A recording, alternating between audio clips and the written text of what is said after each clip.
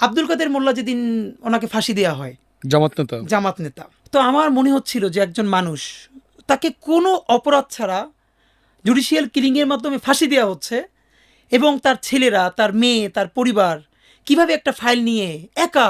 তো পরের দিন ওনাকে যখন ফাঁসি দেওয়া হলো, এবং পরে জানলাম ওনার ঢাকার বাসায়ও হামলা করা হলো, এবং ওনার বাচ্চাদেরকেও সেটা দেখতে দেওয়া হলো না। আমি জানি না ভাইয়া কী হয়েছে আমি আমার বাসায় গড়াগড়ি করে চিৎকার করে কাঁদতেছিলাম। আমি কোনোদিন আব্দুল কাদের মোল্লাকে দেখি নাই, জামাতের কোনো বড় নেতা তো দূরের কথা, শিবিরের কোনো বড় মানুষের সাথে আমার কোনোদিন আলাপ হয় নাই, শুধু আমার ডিপার্টমেন্টে যারা করতো তাদের সাথে। আমি চিৎকার করে গড়াগড়ি করে কাঁদতেছিলাম। আমার মনে হইতেছিল যে আমার অতি পরিচিত একজন মানুষ, যে মাজলুম, তারে আমাদের সামনে বসে, এখানে আমার বাসার পাশে কোর্ট, আমার বাসা রামপুরা, এখান থেকে এত কাছে, তারে ফাঁসি দেওয়া হইলো কোটি কোটি মানুষের সামনে, আমরা দেখতেছি, কিন্তু কেউ কিছু বলতে পারতেছে না। আমি এটা নিতে না পারি, আমার মনে আছে আমি গড়াগড়ি করে শব্দ করে কাঁদতেছিলাম। কিন্তু ভয়াবহ অভিজ্ঞতা হলো, আমার বোনও তখন কাঁদতেছিল।